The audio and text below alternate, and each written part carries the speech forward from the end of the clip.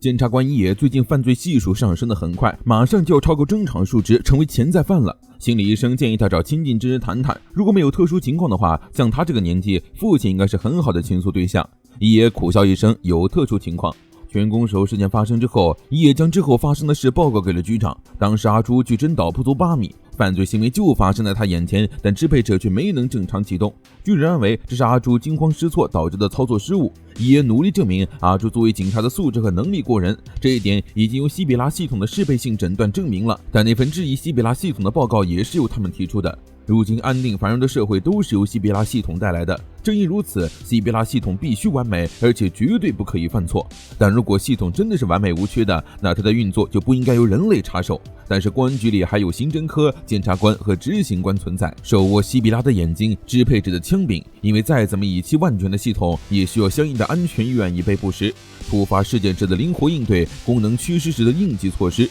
只有包含这些，系统才能成为完美的存在。而所谓系统，比起能够完美运行，更重要的是一直让人相信它是完美的。西比拉正是有了人们对他的确信和放心，才能为人们带来幸福。局长知道叶的心中还有诸多疑惑，于是破例给他看了一份绝密文件。3年前标本事件的嫌疑人藤间被逮捕时没有测量到犯罪系数，但是他是证据确凿的现行犯，但是支配者却对他毫无反应，因为他的心理测量值并没有超过规定。这种极其罕见的人被称为免罪体质者，就是因流扫描仪的测量值和犯罪心理不一致的特殊案例，200万人中才会出现一个。真岛明显也是免罪体质，标本事件也有他参与其中，2个免罪体质合作，案件的调查才会寸步难行。藤间在这之后下落不明，之后再也没有出现过由于他犯罪而产生的受害者，既没有暴露西比拉系统的盲点，也没有动摇社会的信赖。他们处在系统的末端，而人们只能通过末端来认识理解系统，因此系统可信度的判断标准就是末端是否严格的基于适配性来履行职责。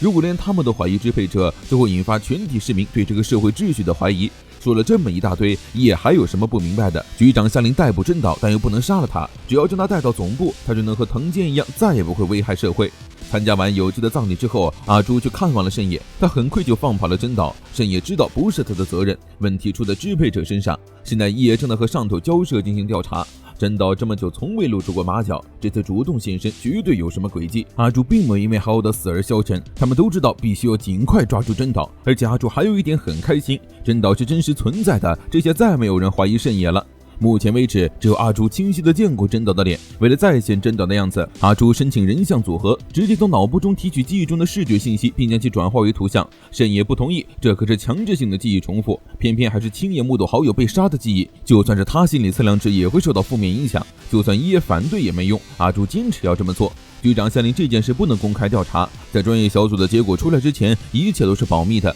但是阿朱等不了，非公开调查很难获取线索，所以需要人像组合技术。就算他因此犯罪系数上升降为执行官，他也必须要逮捕真岛。呵斥他不许说这样的话。阿朱安慰自己唯一的长处就是色相绝不会轻易变浑浊。阿朱带上设备开始记忆读取，虽然智恩警告过他会产生相当大的心理负担，但当阿朱真的回忆起那段记忆时，还是让他的精神几乎崩溃，被扇了一巴掌才清醒过来。紧接着就因为极度不适干呕不止。不过好消息是记忆捕捉成功，阿朱的心理测量值也从巅峰的80迅速回落。深夜担心阿朱，说服了医生强行出院。阿朱正在接受减压治疗，很快就能恢复。大家都被阿朱这股狠劲惊到了，不过这样的努力还是有结果的。真岛的人像被清晰地分析出来，确定他就是鹰双学院里那个神秘的老师。通过对所有监控摄像头拍摄的画面逐一搜索，发现他曾出现在虚拟人物案件受害者监狱的门口，已经优先发给了人脸识别系统。深野不禁感叹，阿朱已经是一个合格的警察了。叫老爹出去谈心，想知道为什么阿朱的色相不会变得浑浊。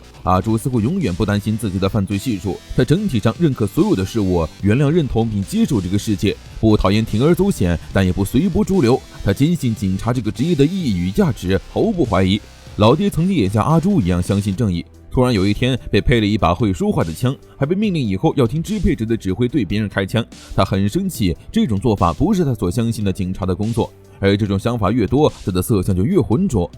质问他既然如此，为什么不辞掉警察？为了这种不情不愿的生存方式，就把他和母亲卷了进来。没错，那位潜在犯父亲就是老爹。虽然嘴上说着不喜欢，到头来他还是一名警察。他否定西比拉，西比拉也否定了他，然后诞生了新的秩序，这个国家重新步入正轨。或许是他错了也说不定，因为他从认同了这个时代并死心开始，犯罪系数就变稳定了。倒谁也该担心一下自己的心理测量值，当他和自己一样对这份工作有所怀疑时，就要小心了。今后的路上或许会有陷阱在等着他。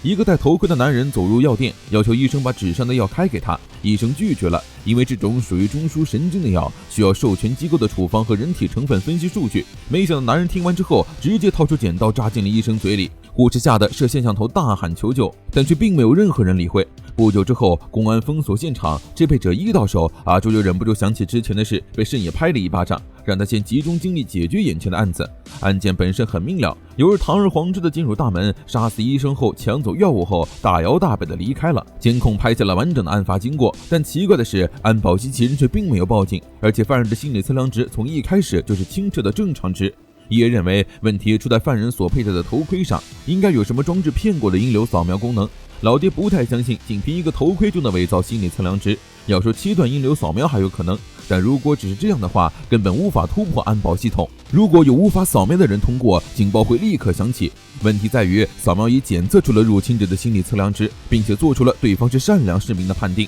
现场的安保系统是以音流扫描的可信度为前提设计的，如果心理测量值没有问题，犯人就会被当作完全没有犯罪可能的人顺利通过。无人机不具备将实际发生的伤害或者盗窃行为认定犯罪的功能，而能应对这种犯罪的方法，这个城市里已经不存在了。繁华的街道上，头盔男拦住一名女性，用锤子将其当街虐杀，而来往的行人居然没有半点反应，甚至还有驻足围观拍摄视频的。无人机检测到被施暴女性的心理压力飙升，但却对犯人熟视无睹。在以前，大门锁上都是理所当然的事，怀疑他人是维持秩序的前提。但是现在，人们不仅没有必要怀疑他人，因为路边遇到的陌生人都是心理测量值有保障的安全善良的人，以此为前提，这个社会才成立。但如果头盔男那种蒙骗音流扫描的方式被世间知晓，或者真岛那种人的存在被公开，势必会引起社会的恐慌。智恩发来联络，将头盔男当街杀人的视频发给了他们。沈也敢确定，这绝对是真岛干的。比起单纯的犯罪，对方更像是在撼动某种根基。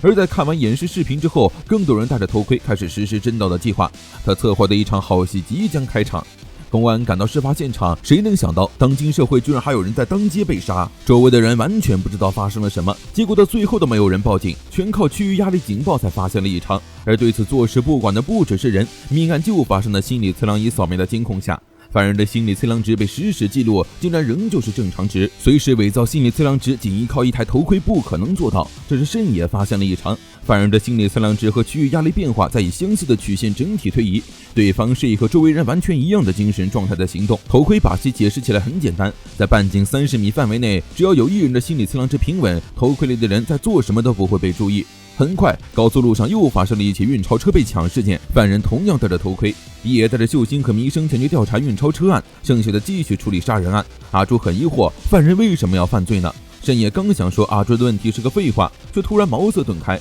虽然看起来都像是无差别犯罪，但是从杀人案的犯人充满憎恨的犯罪手法来看，没有动机是不可能的。慎也拜托智恩查一下受害人藤井身边的人际纠纷，或者长期不曾外出的人。智恩很快调查出藤井的公司同事伊藤最近2周一直在病休，而且收到了健康管理指导的通知。慎也闯入伊藤家中，发现满墙都是藤井的泄愤照片和人偶，对方是凶手这一点确认无误。伊藤从阳台撞倒阿朱试图逃走，慎也接枪对准伊藤，却发现对方的心理测量值只有32，他又将枪对准阿朱，阿朱的心理测量值同样也是32。慎也这一下明白头盔的把戏了，那个头盔本身就进行音流扫描，然后复制周围人的心理测量值，但只要周围没有其他人，头盔就是一堆废铁。在智恩的协助下，无人机出动，将逃走的伊藤赶进附近无人仓库。慎也特地叮嘱阿朱不要靠近目标，两人合力将伊藤逼入死路。头盔自动复制慎也的心理测量值，慎也动了杀念，犯罪系数高达280。支配者启动麻醉模式放倒犯人，抢劫运钞车的混混找到真岛打算过河拆桥，却没想到踢到了铁板，当场去世。而真岛的手上还有更多同样的头盔。